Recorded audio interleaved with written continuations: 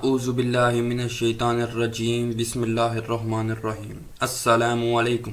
Welcome to my channel खौफनाक night. उम्मीद करता हूँ आप सब खैरियत से होंगे, खुश होंगे और ठीक होंगे।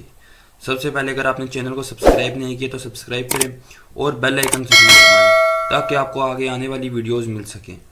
चलें कहानी स्टार्ट करते हैं। आज जो कहानी मैं आपको सुनाने जा रहा हूँ, ये कहानी मेरी बाकी कहानियों की तरह एक हकीकी वाक़या है। ये कहानी मैंने अपने किसी करीबी दोस्त से सुनी थी जो कि इसके साथ कुछ साल पहले पेश आई थी। इसके मुताबिक आज से करीब 10 साल पुरानी बात है जब हम लोग सियालकोट में रहते थे। जिस घर में हम रहते थे ये घर हमने रेंट पर लिया हुआ था और मकान मालिक बहुत बुरी नेचर का बंदा था। हर माह रेंट बढ़ा देता था और जब बढ़ाने की वजह पूछो तो लड़ने लग जाता था।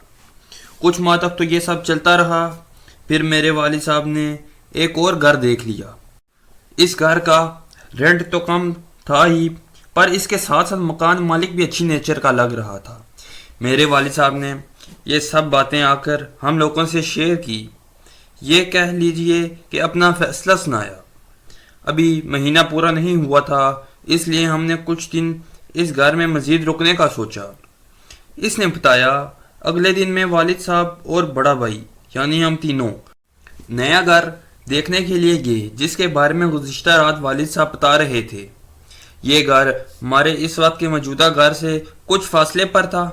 ये एक नई आबादी थी, मतलब कोई नई जगह थी, जैसे आजकल हाउसिंग सोसाइटीज़ होती हैं, शायद इसी तरह का कुछ कह रहे थे। ये घर आबादी से काफ़ी फासले पर था और इसके नज़दीक भी अभी तक कोई घर या इमारत तमीर शुदा नहीं नज़र आई। बस मुकम्मल मैदान नुमा सा इलाका था। घर बना तो ठीक तर्ज से था, मगर था बिल्कुल बेरौनक, ऊपर से इलाका भी बेनूर। इसने बताया मैं इस घर में आने पर खुश था, लेकिन यहाँ खौफ मालूम होता था, शायद इसलिए भी कि ये आबादी से हट कर था। वालिद साहब इस मकान को हाथ से नहीं जाने देना चाहते थे। वजह यह थी कि वो पुराने मालिक मकान से बहुत तंग थे और शायद इसलिए भी कि इसका रेंट भी मुनासिब था। यहाँ सब कुछ नॉर्मल था, पर मालूम नहीं क्यों एक नहूसत महसूस होने लगी थी। मैं इस बात को लेकर घबरा रहा था, एक डर सा महसूस होता था। इस घर को देखकर ऊपर से सहन में एक पुराना बरगद का दरख्त लगा हुआ था जो देखने में बेहद पुराना था। इसकी शाखें ऐसे मालूम होती थी जैसे कोई बाल खुले हमें मसलसल देख रहा है। मेरे बड़े भाई ने भी ये बात वालिद साहब को बोली। अब्बू आपको ये घर अजीब नहीं लग रहा? जिस पर वालिद साहब ने बस इतना ही कहा, नहीं मुझे तो कुछ अजीब नहीं लगा। इसने बताया इस घर में कुछ बिल्लियाँ भी नज़र आई और अजीब बात यह थी कि वो बिल्लियाँ हम लोगों से बिल्कुल भी खौफज़दा नहीं थी। अगले दिन हम लोगों ने घर की साफ सफाई शुरू कर दी। सफाई के दौरान हमें एक कमरे में कुछ गेंदे के फूलों की पत्तियां मिली। बाद में मालूम हुआ कि ये फूल हिंदू लोग अपनी इबादत के दौरान इस्तेमाल करते थे। खैर 2 दिन बाद हम लोग यहाँ शिफ्ट हो गए। इसने बताया कि जब हम सामान के साथ इस घर में पहुंचे तो घर के मेन गेट के बिल्कुल सामने एक काली बिल्ली बैठी थी। इस बिल्ली को देखकर मेरे वालिद साहब ने धत्कार दिया, पर वो भागने के बजाय गारने लगी और इस तरह खड़ी हो गई जैसे अभी हम पर हमला कर देगी। खैर गाड़ी से सामान उतारा जाने लगा। इतनी देर में वो बिल्ली मालूम नहीं कहाँ गायब हो गई। हमने घर एक दिन पहले ही आकर साफ कर दिया था, इसलिए बस सामान रखने की ही तकलीफ रह गई थी। सामान रख के हम लोग बिल्कुल थक गए थे। रात का खाना खा लेने के बाद हम लोग अपने अपने बिस्तरों पर जाते ही थकान की वजह से सो गए। रात के किसी पहर हमें सहन से बिल्लियों के रोने की आवाज़ें आने लगी, जिनको सुनकर हम लोग खौफ के दायरे में आ गए। अब्बू उठकर बाहर गए और इन्हें धत्कार दिया, जिसके बाद हमारी जान में जान आई। सुबह सब लोग उठे तो सहन में किसी जानवर का कटा हुआ सर पड़ा था और एक बिल्ली इसे नोच नोच कर खा रही है। मैंने जब इसे देखा तो डर के मारे शोर मचा दिया। अजीब बात तो ये थी कि वो बिल्ली शोर के बावजूद भी वहाँ से नहीं भागी। جیسے اس سے کوئی فرق ہی نہیں پڑا۔ ابو نے ایک لکڑی کی چھڑی ہاتھ میں اٹھائی اور 2-3 بار زمین پر ماری، جس سے وہ بلی سر سمیت بھاگ گئی۔ مجھے حیرت ہوئی کہ ایک بلی کسی بڑے جانور کا سر اپنے دانتوں میں دبا کر بھاگ رہی ہے۔ وہ سانپ تو شاید بلی سے بھی بڑا لگ رہا تھا۔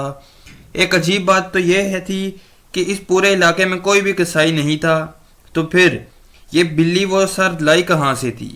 وہ سر بالکل ایسا تھا جیسے کہ اس کے اوپر کی کھال کسی نے انتہائی مہارت سے اتاری ہو، اور ایسا کام کوئی قصائی ہی کر سکتا ہے۔ اس نے بتایا ہم لوگ یہ سب دیکھ کر بہت ڈر گئے تھے، پر ابو نے ہنس کر کہا اس میں ڈرنے والی تو کوئی بات نہیں ہے، یہ اتوار کا دن تھا اس لیے ہم سب لوگ گھر میں ہی تھے۔ میرا بھائی اور میں آس پاس کسی پرچون کی دکان کی تلاش میں موٹر سائیکل پر نکلے تاکہ کچھ راشن وغیرہ لے آئیں۔ جب ہم گھر سے نکلنے لگے تھے تو ہم دونوں بھائیوں نے درخت پر وہی بلی دیکھی جو ہماری جانب مسلسل دیکھ رہی تھی۔ اس گھر میں بہت سی بلیاں تھیں، پر اس بلی سے عجیب سا خوف آنے لگا تھا۔ اس کی ایک آنکھ تھی ہی نہیں، سب بلیاں کالی تھی، پر اس بلی کی ایک آنکھ ہی اس کی پہچان تھی۔ اس نے بتایا ہم نے جلد ہی ایک پرچون کی دکان ڈھونڈ لی اور سامان لے کر واپس آ گئے۔ دن اسی چہل قدمی میں گزر گیا اور رات ہو گئی۔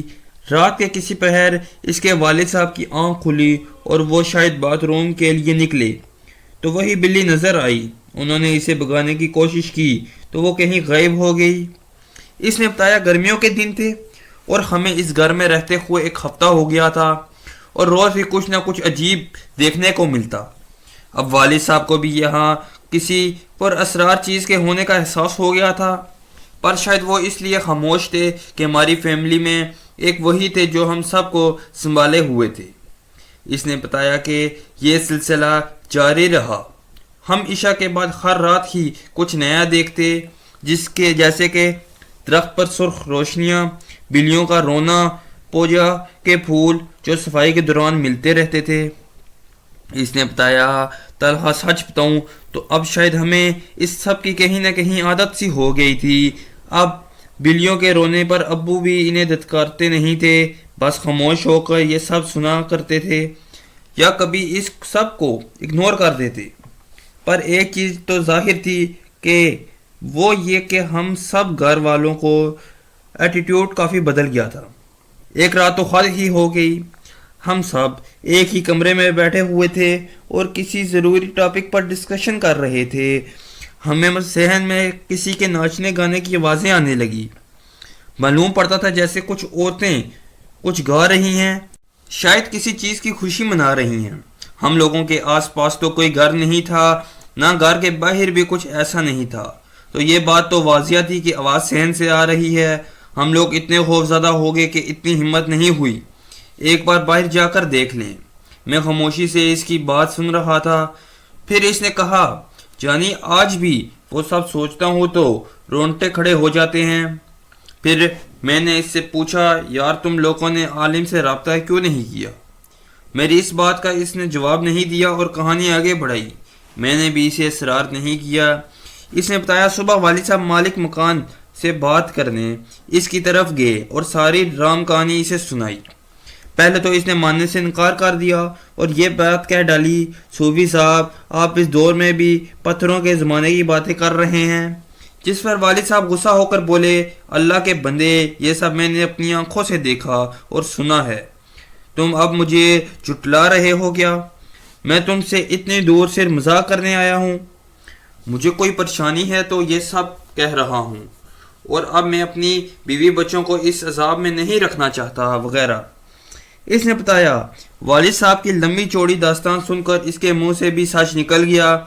اس نے بتایا کہ جو بھی اس گھر میں آتا ہے زیادہ وقت نہیں رکتا، پر وہاں جو کوئی بھی ہے کسی کو نقصان نہیں پہنچاتا۔ آپ کو یہ گھر کم پیسوں میں رینٹ پر دیا۔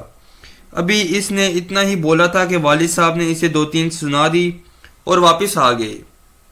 اس نے بتایا جب وہ گھر پہنچے تو والدہ گھر سے باہر کھڑی ہوئی تھی، وہ بہت ڈری ہوئی تھی۔ معلوم کرنے پر انہوں نے بتایا میں نے صفائی کے دوران برآمدے میں ایک آدمی کو دیکھا، اس کے ماتھے پر ہندوؤں والا نشان لگا ہوا تھا۔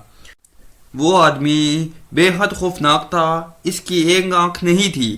والد صاحب نے امی کو کسی طرح بہلایا اور گھر لے آئے۔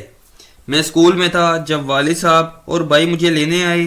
ہم لوگ اپنی پھپھو کی طرف آ گئے جو اسی شہر میں رہتی تھی۔ کچھ دن وہی رہے اور نیا گھر ملا تو اس منحوس گھر سے سب سے پہلے سامان اٹھا کر دوسرے گھر میں شفٹ ہو گئے، اور یہ آخری بار تھی جب میں نے اس گھر کو دیکھا تھا۔ اس نے بتایا یہ میری زندگی کے خوفناک ترین ایام تھے۔